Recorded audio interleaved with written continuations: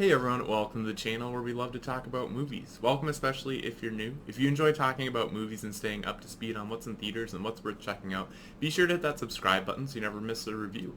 Alright, with that, we've concluded another month and it's time for a Movies Monthly. This is the August 2022 edition. So in a Movies Monthly, we go over just a tier list of all the movies I saw in theaters, ranking them by the different tiers, and then I talk about what I watched at home and just share with you kind of the sort of things I like there. And then I give some soundtrack recommendations for the new soundtracks that I listened to over the course of the month. And then I share with you any physical media, especially Steelbooks, that I picked up. And then we conclude with a look ahead to the next month, what I'm most anticipating. So with that, let's dive on it. Alright, and first up we have the tier list. So this is just basically a recap of the month. I have reviewed all of these movies, so if you haven't seen a review for a movie and you're curious to hear my full thoughts on it, be sure to go check it out. There's a 2022 movie reviews playlist on the channel, and that's where all these can be found. So this will just, it'll be a recap for each movie, and then we kind of see them all, how they place in the tiers. So Fire of Love, this was a documentary that I saw closer to it was the first movie I saw of the month. I thought it was a good film. I enjoyed it. It was fairly informative, and it was an interesting story to hear about the two volcanologists that the movie's about. So that one goes in the good category. It's I thought it was a good documentary. All right, next up we had Bullet Train. This was by far my most anticipated movie of the month. I was really excited. It looked like it'd be very visually beautiful, and it's from one of the directors of John Wick. And I was just hoping that we would get a really good action movie. And what we got was a good movie, but it wasn't great as I was kind of hoping it would be. But it was still a fun film. I thought the acting was pretty good. I think it was mainly the action that brought it down. It wasn't bad action, but it should have been better. And if it were better, that's what would have gotten it into the great category for me. Next up, we have Easter Sunday. This movie was just fine for me. It was not very funny, and it was a comedy. So I know comedy is subjective, so other people, I think, may have liked it better, and that makes me happy that other people like it better. But I just didn't really care for this one, so it was fine. And then next up, same with Ali and Ava. This was another fine film. There wasn't anything like bad about it. Like it didn't have me wanting to leave the theater, but it was just fine. Like there isn't really much noteworthy about the film looking back on it at this point, in my opinion. Emily the Criminal, this is actually a pretty good film. This was right on the border of good and great. I don't think it quite made it into the great category, but it got close, and it was pretty good. But I didn't really have very many expectations, so I think it's always interesting how those things work out. Like Bullet Train, I think I would have liked better if I had zero expectations going into it, but I think I liked this one better than Bullet Train, but not quite enough for it to get into the great category for me. And that wasn't anything in particular. Like I don't think it did anything wrong. It didn't do what a movie would need to do to get into the great category for me. Next up, we have Bodies, Bodies, Bodies. I'm not huge into like thriller or horror movies. This is more of a thriller than it is a horror, but I thought it was good though. And this one again, I think I was expecting it to be better than it was based off of whatever I had heard on the side going into it, but it was good. I enjoyed it and was glad to have gone to see it, but it wasn't great or anything. I thought the story was interesting enough. I did predict the twist coming, but it's nice to get a twist in a movie, and it was rewarding to be able to predict it. But I did predict it fairly early on though, so that wasn't as rewarding as it could be. Summering, this was a good movie. It's like the lower end of B. So we had a couple. So like Emily the Criminal and Bullet Train were upper end of B, I thought, and then Bodies, Bodies, Bodies was like solid B. Summering's kind of lower B. I thought it was enjoyable. It wasn't like the novelist of movies, but it was a fun little watch, and I think it was appropriate for the time of year. Calls back to just being a kid in summer and having nothing to do but run around with your friends. So next up we have, I forget the name of this movie. I have to expand the poster just to Inuo. That's what it writes. Okay. So that tells you how impactful this movie was for me. It was not very impactful, such that I forgot the name. I thought, like, there were a lot of things in the setup of the movie that you would, like, I thought it was going to be one for me. The main character is a musician. It's, anime, and they're setting up a lot of stuff, but then it just didn't really play out for... Yeah, it didn't really work for me at the end of the day. There were a couple interesting things with it, but it was just a fine movie overall. Next up we have Beast. This is a new Idris Elba movie. I thought this was entertaining. There's definitely a level of like having to suspend belief while you watch this movie, but other than that, I thought it was an entertaining time at the movie. So that was a middle of the road B. It didn't have me considering putting it in the A category at all, but it was certainly an enjoyable experience. Love Song, this was a fine movie. It didn't really do anything wrong, but it was just the type of movie that isn't necessarily for me, so I thought the acting was good. The story was good for what it was, but wasn't all that interesting for me. I thought it examined some things that are kind of interesting, but that's kind of where it lands. So, and then this one, Lal Sin Chada, if I'm pronouncing that right, this was a movie that wasn't on my radar, and then somebody recommended it in the comments, so I went to check it out, and it was pretty good. I gave it a B. I haven't seen like Forrest Gump, which it's an adaptation of, so I don't know how it compares to that, but it was a good movie and better than I would have thought. Like, I haven't really given many like Bollywood movies, if it counts as that, a chance, and I haven't really been interested, so it definitely did enough to get me more open to watching movies that are, produced, or like more Bollywood movies like it. Next up we have 3,000 Years of Longing. This one I originally gave an A, but I think it really is just a B. I did really like it as far as like some of like the subject matter and some of the like philosophy or thoughts and kind of topics that it goes over. I really liked, and I felt like they connected a lot with me. But especially like I didn't really get how the movie wrapped up, and it's not that it didn't make sense. I just didn't really get what they did with it. So there are things I definitely liked, and it's the upper side of B for me. And one of the movies that I liked, it was probably like top 3 movies of the month for me, but it didn't quite get to the A category. Like, I wouldn't quite say it's a great movie, so I have to go back on my original ranking for that, and that goes in the B. Fall, this is a movie I didn't know anything about, but it was playing, and I went to check it out, and I actually enjoyed it a lot more than I thought I would for this type of movie. It's a, like, kind of survival thriller movie, and yeah, it had me on the edge of my seat. I don't like heights, and it was filmed great to make me feel like I was right up, like, at the top of this 2,000-foot broadcast tower with the girls that were climbing it.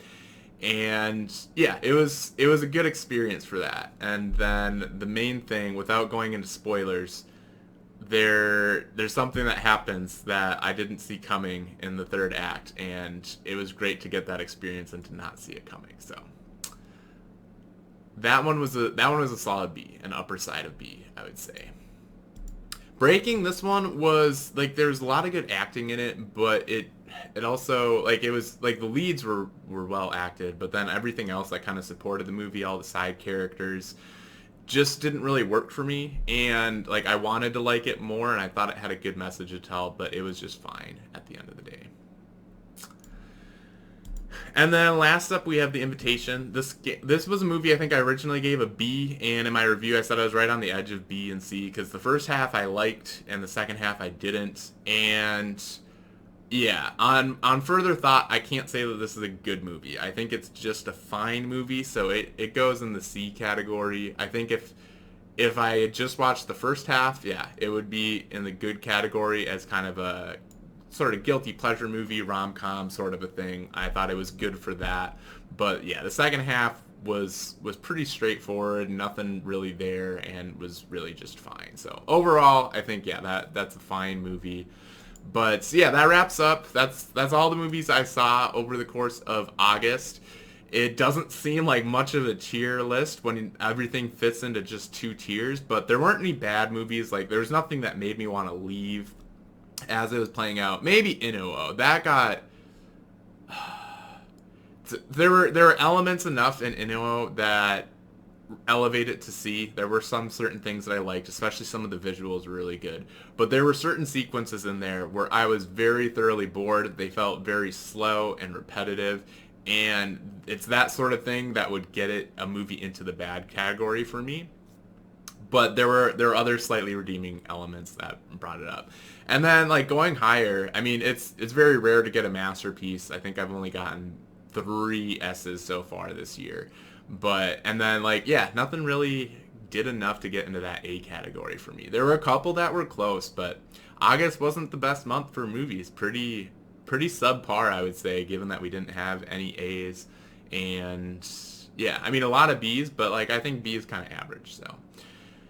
But I guess that's typical for August. It's not really a big blockbuster month, so gotta take what you can get, I guess. So that's okay. On reflection, we're in like one of the greatest times of TV, in my opinion, for at least the last like month or the current month that we're in, but definitely like the last several months.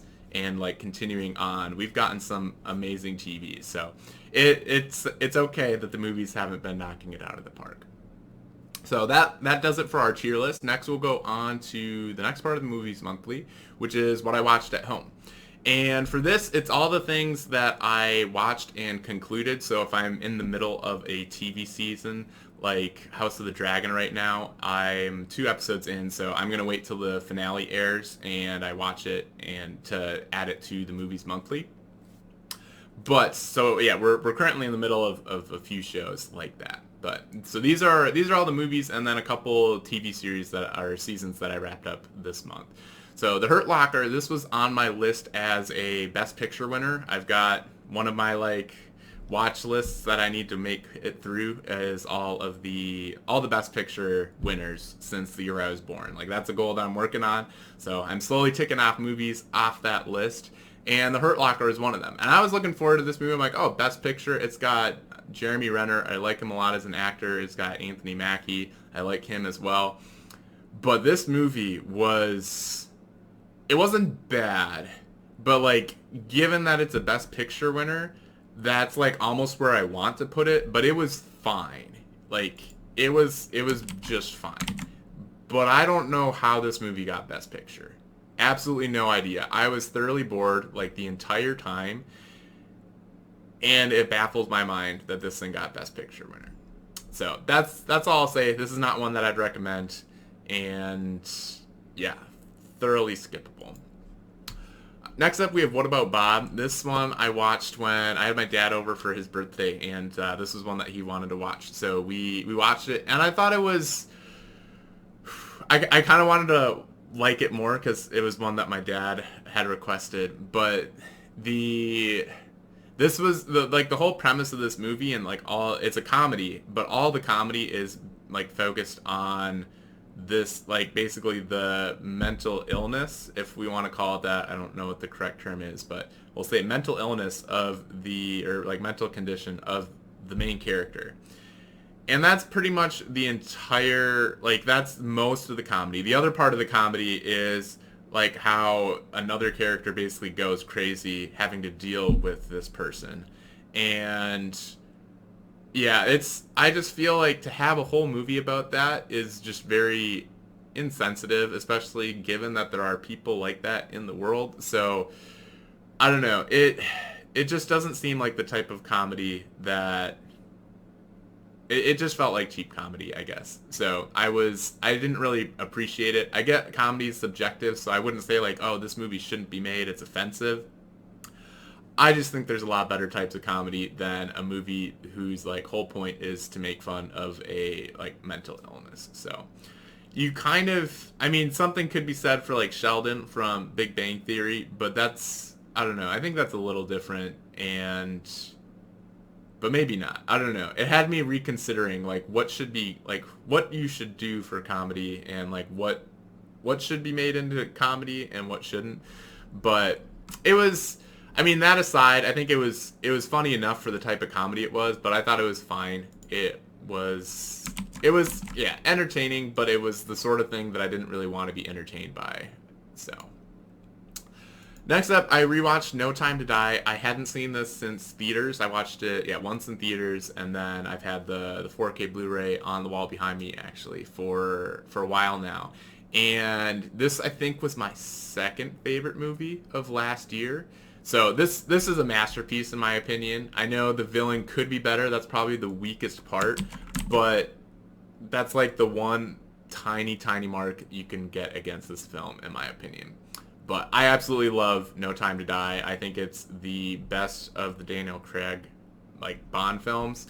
I still really like Casino Royale and Skyfall, but they're just a bit different. This one just had the emotion with it, which, yeah, anytime you can get me emotional about a film, it immediately elevates it higher than what it would have been. So next up we have Mockingjay, or The Hunger Games Mockingjay Part 2. I had seen this once before, and I've been kind of working my way through the series over the last, I don't know, like year or so. I think I started that rewatch, and every couple of months I've been watching one of these films. So I finally got around to this one. I had it as like a UK 3D import for a 3D Blu-ray, but it didn't play in my Blu-ray player, which was kind of weird because I don't think I've had that happen before.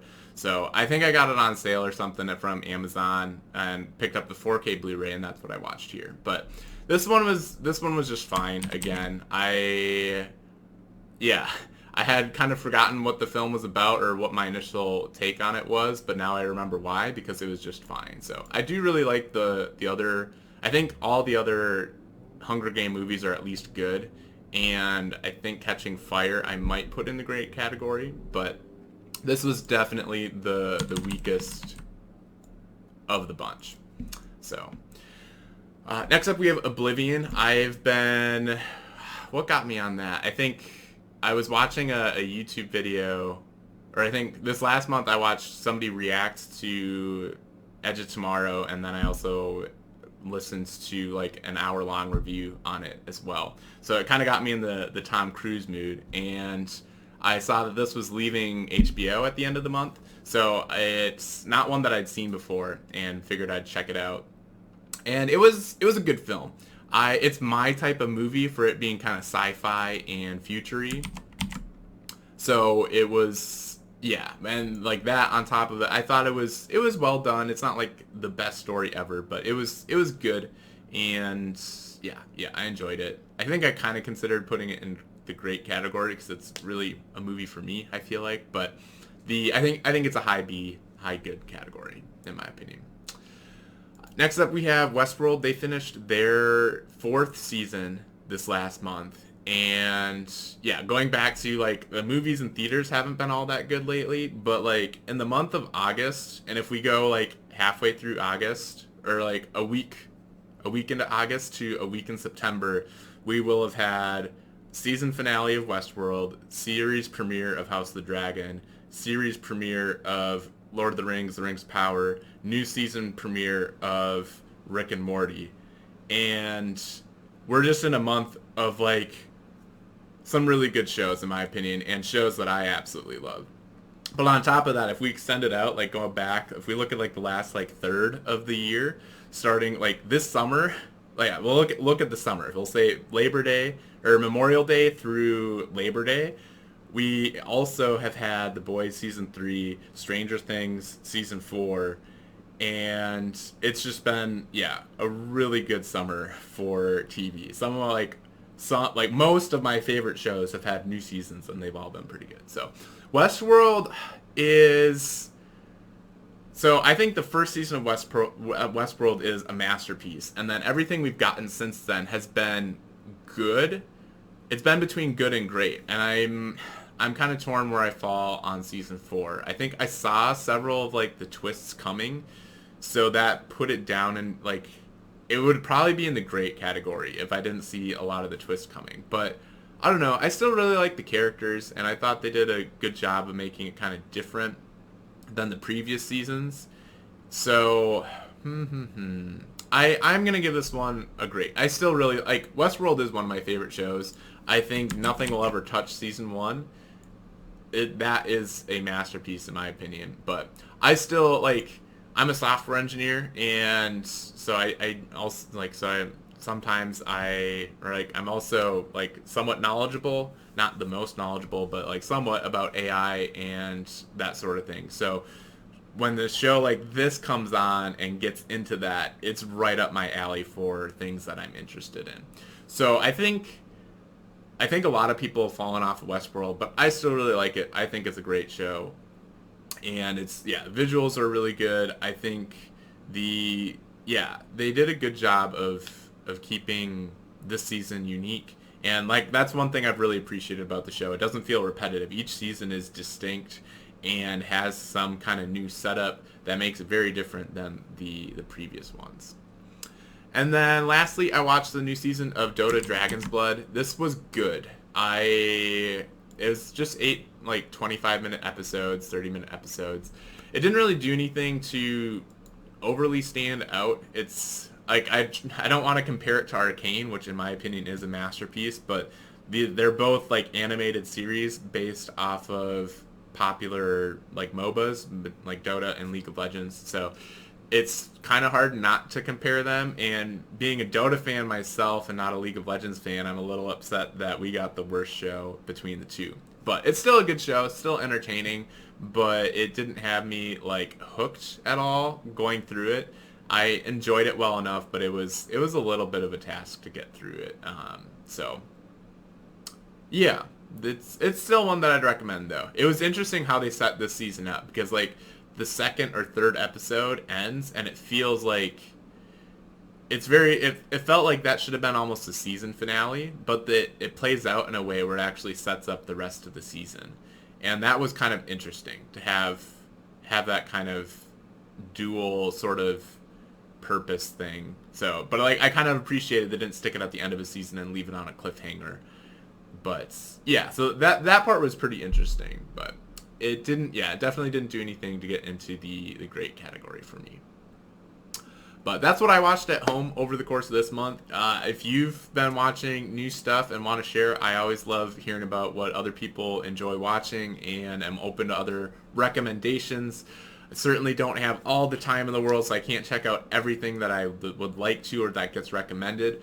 But I still love to hear recommendations and try to make room for what other people recommend. But leave your suggestions in the comments below, or if you've seen any of these, I'd love to hear your thoughts on any of these if you like them, or if you think which of these do you like? I have a lot of finds in here, so I hope other people enjoy them more. But that's my take on these movies. So next up, we have what soundtracks I listened to. This one was it was a pretty slow month. I didn't listen to a whole lot of new music, but 3,000 Years of Longing, I did. It's by Tom Holkenborg, and he's been doing he is I think he's one of the better current composers. He does a lot of stuff, and I like his soundtracks when they come out. So I was happy to see that he did the music, and I listened to it, and it's one I'd recommend. Definitely fit the movie and helped the tone, I think. And like if it had music definitely shaped a lot of how you enjoy a movie. At least it does for me. So this one I think certainly helped how much it connected with me, because I think it really fit the mood of the story. So alright, next up we have the Steelbook section. So these are all the Steelbooks that I picked up over the course of this last month. And I actually had a really good haul, or a large haul this last month. I think I picked up 20... we've got 24 to go through today. So I found out that Walmart actually had a lot of these, several of these I got from Walmart. They had them like pretty cheap on sale, so I snatched up several there. And then I found on eBay there was a set of them that I found for pretty cheap that was kind of on my list. And then lastly, I think it's called Groove, GRUV.com. They had a sale, and I picked up several there. So yeah, it was a lot, but I don't think I'll get nearly as many in the upcoming months. But yeah, it was a good haul though, and I like the ones that I I got. So I was glad to find some on sale. But we'll go through one by one here. So first up, we have E.T. I liked the artwork on this one. It's been a long time since I've seen the film, but that's the front and the back. And yeah, it's just the Blu-ray. I think they're releasing like a 4K at some point, but I like the artwork enough though, so even if they release the 4K, I wanted to pick this one up. This was on sale. Pretty much all of these are on sale, or some, like, if it wasn't on sale and is a new release, I'll let you know, but otherwise you can assume that they were on sale, which is nice. I always love that. So that was E.T. Next up, we have, these are what I got off of eBay. So I found the 1 through 7 of the Fast and Furious franchise on eBay for $70. So that was like $10 each, which I think is a pretty good price for Steelbooks. And then I already had Hobbs and Shaw, and I had number 9. But, so I was just missing 8 at that point, and I found that on sale at groove.com. So this is the first one, Fast and Furious. They all have basically the same sort of look or design, which I like. So they look very much like a set. And then on the back, look at that. Here we go.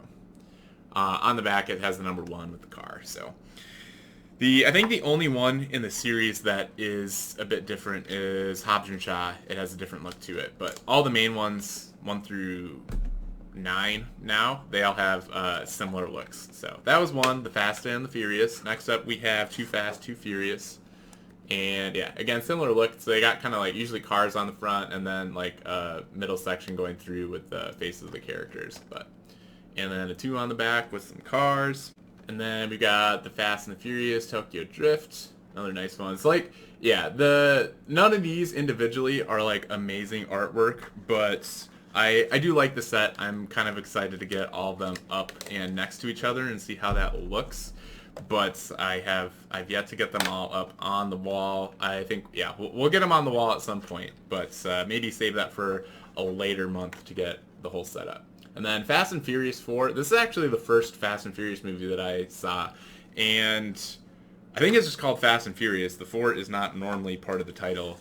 So I thought it was the first one when I first watched it. Back when I did, it was just on cable. So it was interesting to learn later that it wasn't the first one. So Fast 5. Again, I like the general design of these Steelbooks, but I don't know if I have a favorite between these, but they all look kind of similar. Maybe Furious 7. That one's coming up. We'll see. I do like how they each have their own color, though. Fast and Furious 6. So, Fast and Furious is a franchise that I enjoy, but it's not like my favorite franchise ever. But it's a good time at the movies. They're usually fun, and you definitely have to check you have to suspend a lot of belief for these things, but if you can, then they're enjoyable. So I like this one actually. The gray with the orange I think is pretty clean. And yeah, I like that one, I think, of the ones in the series. So, and then last of the Fast and Furious movies, we've got the Fate of the Furious here, and that's what that one looks like. So that one's pretty meh. It's just there's a lot of gray. They could have used, I think, another accent color in there, but probably looks a bit nicer when it's up on the wall with the others. Where, I mean, you kind of run out of colors at after all of them. So. This next movie is one that I picked up. It's a new release. It's a re-release technically, but it's new on Steelbook. And I think, no, it's not new on 4K, but this is Warrior. I love the artwork on this. I thought it was, great. Like, this is why I get Steelbooks. It's for artwork like this. That's extremely different than what you got on, like, the regular Blu-ray release. And it actually looks like artwork, so something that you'd want to hang up, and I've got the setup to do so. So that's a lot of the reason why I like Steelbooks. And then continuing through the list, we're about halfway through. A lot of these movies, so let's see, I think I've seen all of those movies that we've gone through before.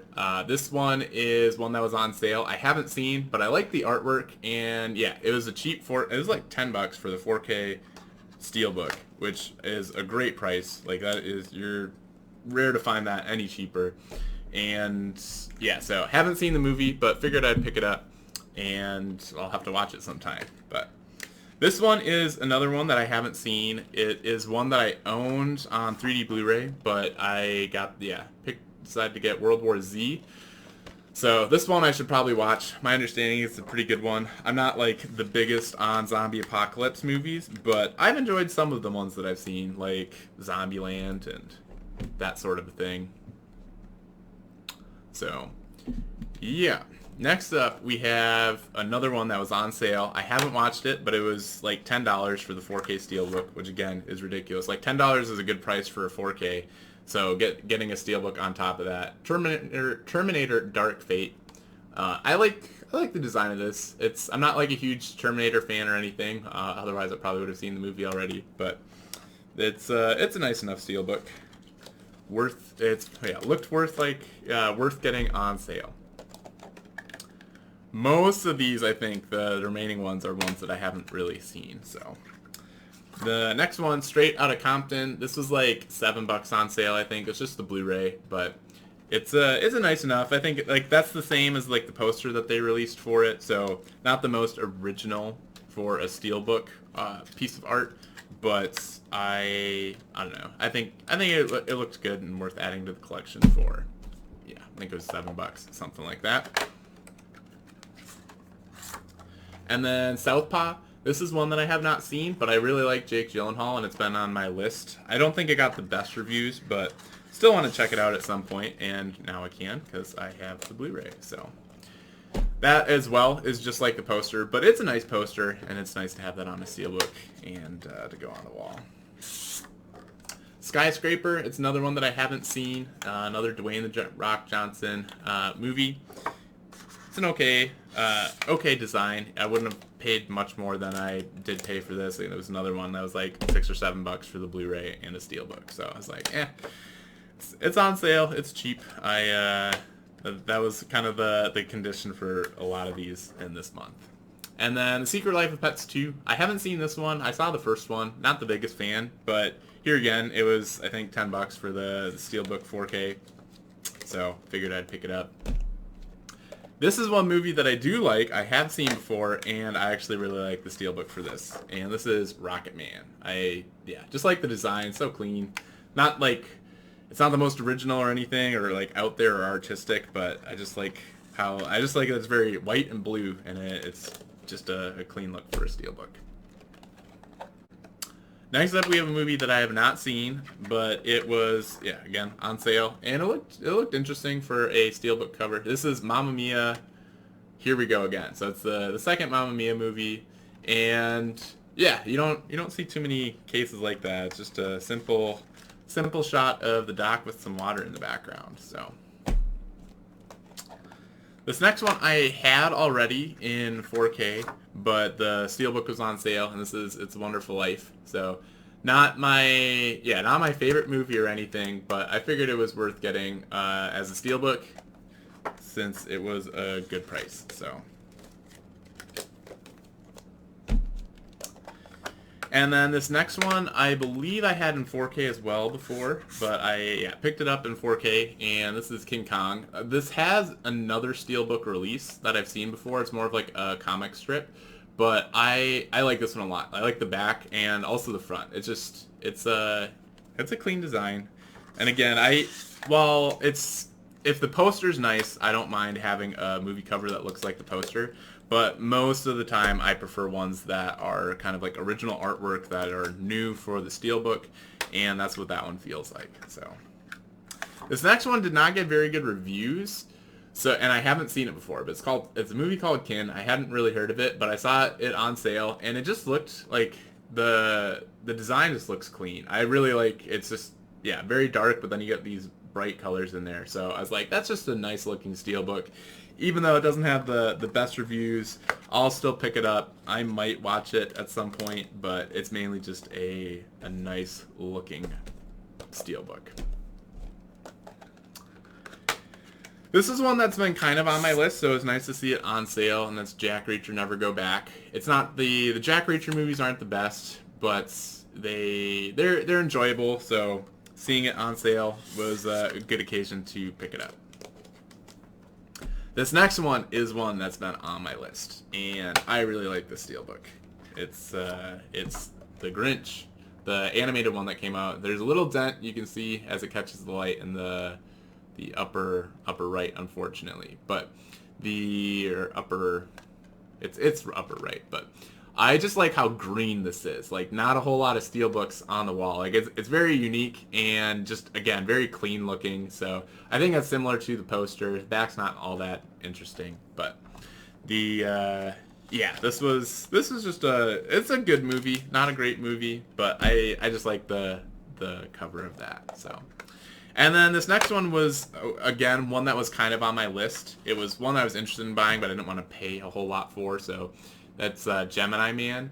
And it's an interesting sort of steelbook. I like kind of the silhouette of the city on the bottom. And then you've got I'm catching a lot of glare, so I apologize. But, yeah. You got the two different Will Smiths. And then the back I actually think I like a bit better. And this is probably a bit closer to what the poster would have been. But yeah, so that wraps up all the Steelbooks for this month. So if you are a fan of Steelbooks or physical media, I'd love to hear what you've been picking up recently. And yeah, especially which of these Steelbooks. I know we covered a lot this month, and yeah, it was a good haul. But which of these do you like the best? I think my favorite is probably the Grinch. I'm looking through them again.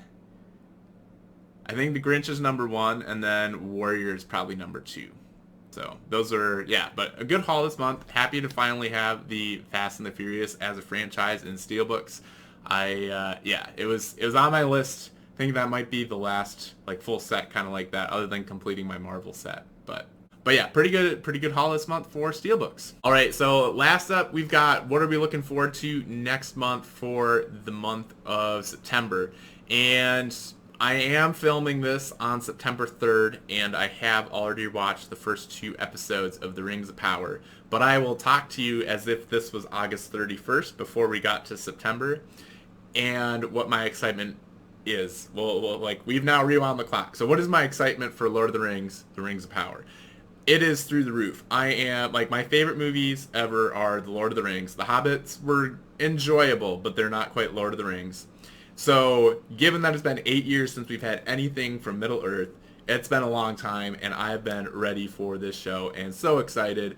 Trying to keep my expectations in check. I think I've only seen the one trailer that dropped during the Super Bowl, but otherwise I've been purposely ignoring absolutely everything, because I want to go in blind and try to enjoy this as much as possible. So I am super hyped for this show and really, really looking forward to it. Rick and Morty, we have a new season starting up, I think, this Sunday.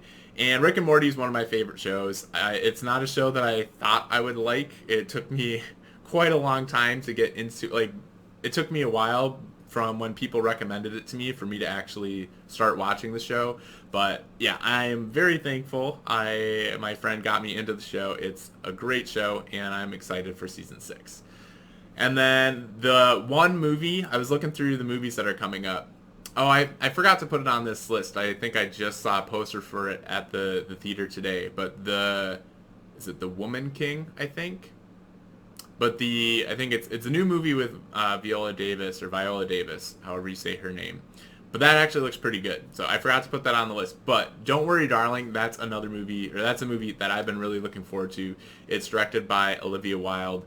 And yeah, I've seen a trailer for it. And I'm trying not to get overly hyped. But I'm actually pretty excited for this. So this comes out at the end of September. But otherwise, September looks like a pretty lackluster month up front. Or at least I don't recognize a lot of movies. So I don't have too high hopes for September as a month as a whole. But yeah, we at least have a lot of TV to keep us busy in the meantime. House of the Dragon is still continuing. Short answer after 2 episodes. I'm loving the show. And then She-Hulk on Disney Plus is also kind of in the middle of their season, and that's been good so far. But we're only 3 episodes in, so we'll cover those when I actually finish up the finales for it. But That does it for our Movies Monthly, though. If I'd love to hear your expectations, or what are you most excited for September 2022. Leave that down in the comments below. But yeah, that's a wrap on our Movies Monthly for August 2022. If you enjoyed this video, be sure to smash that like and subscribe button so you never miss a review or a Movies Monthly when it posts. And with that, thanks for watching, and we'll catch you in the next video.